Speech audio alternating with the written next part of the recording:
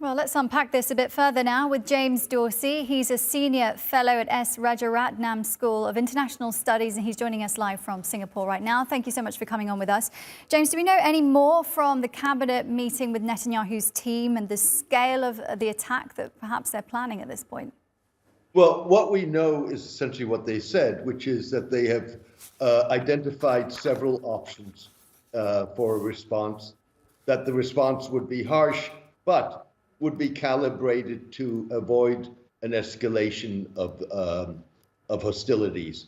I think what you're seeing is, we're most likely looking at an incident in Majd al-Shams, which was either not intended by either Hezbollah or the Israelis, or was carried out by a third party, which is highly unlikely.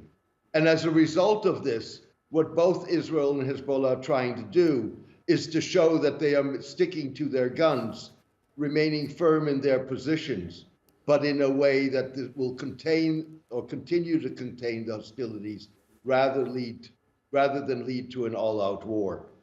And James, if it did actually lead to an all-out war, is that something that Israel can really afford at this point? The proof will be in the pudding. I mean, clearly, Israel is fighting the longest war in its history, now 10 months, and that's taking a toll on the military. The military says it is confident that it can fight the war on both fronts. And presumably they would not be risking a second front or an escalation on the second front if they were not really convinced that they had the wherewithal to do this. But on the other hand, I think that neither party wants a war.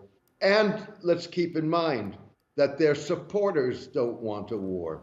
With other words, in the case of Hezbollah, Iran doesn't want the war.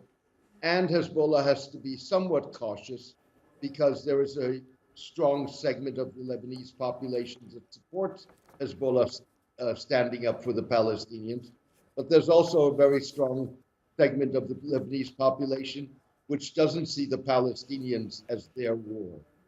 And then on the other side, you have the United States, which from the outset has not wanted to see an escalation in Lebanon and has been working the phones and diplomacy, not only with Lebanon and through Lebanese officials with Hezbollah, but also with Iran and Israel to try and ensure that this does not spin out of control. Okay, James Dorsey, thank you so much for your analysis today. My pleasure. Thank you.